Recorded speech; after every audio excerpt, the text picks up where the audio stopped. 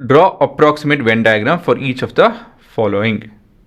So ಹೇಗೆ ಮಾಡಬೇಕಿದೆನಾ ಅಂತ ಹೇಳಿದ್ರೆ, ಮೊದಲನೇದಾಗಿ ಒಂದು ರೆಕ್ಟ್ಯಾಂಗಲ್ ಚಿತ್ರ ಬಿಡಿಸ್ಬೇಕಾಗುತ್ತೆ. Representing what? ಜನರಲ್ ರೆಪ್ರೆಸೆಂಟೇಷನ್ ಬಂದು this are nothing but your universal set. ಅದ್ರ ಜೊತೆಗೆ ಇಲ್ಲಿ 2 ಸೆಟ್ ಬಗ್ಗೆ ಮಾತಾಡ್ತಾರೆ, ಅವೆರಡರದ್ದು ಸರ್ಕಲ್ ಬಿಡಿಸ್ಬೇಕಾಗುತ್ತೆ. ಸರಿನಾ? ಅದಾಯಿತು ಅಂದಮೇಲೆ ಇದು ನಿಮ್ಮ ಯೂನಿವರ್ಸಲ್ ಸೆಟ್ಟು, ಇದು ನಿಮ್ಮ ಸೆಟ್ ಎ, ಇದು ನಿಮ್ಮ ಸೆಟ್ ಬಿ.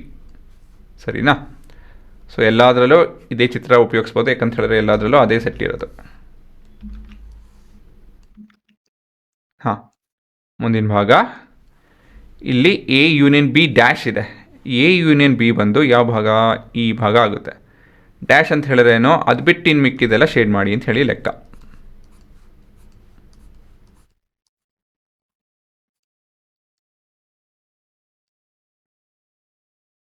ಸರಿನಾ? ಸೊ ಇದೆ ನಿಮ್ಮ ಉತ್ತರ ಅಲ್ವಾ? ಇದೇನೋ ಸುಲಭ ಇತ್ತು, ಇದು ಸ್ವಲ್ಪ ಕಷ್ಟ ಆಗುತ್ತೆ. A dash intersect be dash. A dash ಅಂತ ಹೇಳಿದ್ರೆ ಈ ಭಾಗ. ಒಂದು ರಫಾಗಿ ನೀವು ಪೆನ್ಸಿಲ್ ತೊಗೊಂಡು ಸುಮ್ಮನೆ ಹಿಂಗೆ ಯೋಚನೆ ಮಾಡ್ಬೋದು. ಹಾಂ, ಈ ಭಾಗ. ಮತ್ತು ಬಿ ಡ್ಯಾಶ್ ಬಂದು ಈ ಭಾಗ. ಈ ಇಂಟರ್ಸೆಕ್ಟ್ ಅಂತ ಹೇಳಿದ್ರೆ ಹಾಂ, ಇದನ್ನೆಲ್ಲ ತೆಗಿಬೇಕು ನಾನು.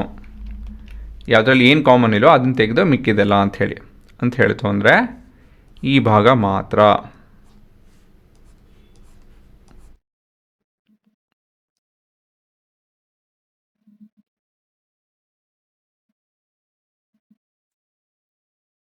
ಈ ಭಾಗ ಮಾತ್ರ. ಸರಿನಾ? ಮುಂದಿದ್ದು A intersect B whole dash. A intersect B ಅಂತ ಹೇಳಿದ್ರೆ ಈ ಭಾಗ, ಡ್ಯಾಶ್ ಅಂತ ಹೇಳಿದ್ರೆ ಅದು ಬಿಟ್ಟು ಇನ್ನು ಮಿಕ್ಕಿದೆಲ್ಲ ಅಂತ ಹೇಳ್ತು ಅಂದರೆ ಇಲ್ಲಿವರೆಗೂ ಹೋಗಿ ನಿಲ್ಲಿಸಿ.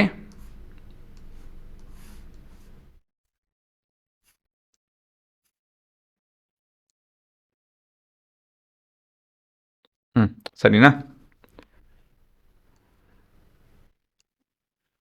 ಅಲ್ವಾ? ಸೊ ಇದು ನಿಮ್ಮ ಉತ್ತರ. ಇದರಲ್ಲೇನೋ ಇಂಟರ್ಸೆಕ್ಟ್ ಅಲ್ಲ, ಇದು ಯೂನಿಯನ್. ಹಾಗಾಗಿ ಈ ರೀತಿಯಲ್ಲಿ ಮಾಡ್ಬೋದು. ಯೂನಿಯನ್ ಅಲ್ವಾ, ನೀವು ಡೈರೆಕ್ಟಾಗಿ ಉತ್ತರ ಬರ್ಕೊಂಡೋಗಿ. ಎ ಡ್ಯಾಶ್ ಅಂತ ಹೇಳಿದ್ರೆ ಏನೋ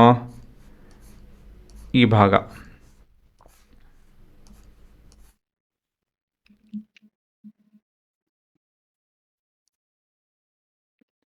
ಬಿ ಡ್ಯಾಶ್ ಅಂತ ಹೇಳಿದ್ರೆ ಏನೋ ಅಡಿಷ್ನಲಿ ಈ ಭಾಗ ಅಲ್ವಾ? ಯೂನಿಯನ್ ಆಗಿದೆಯಲ್ಲ, ಹಾಗಾಗಿ ನಾನು ನೆನೆ ಎರೇಸ್ ಮಾಡೋಂಗಿಲ್ಲ. So it's okay for you guys to ಹಾಗೆಯೇ ಬರ್ಕೊಂಡು ಹೋದರೆ ತೊಂದರೆ ಇಲ್ಲ. ಈ ಥರ ಬರ್ಕೊಂಡು ಹೋಯ್ತು ಅಂತ ಹೇಳಿದ್ರೆ,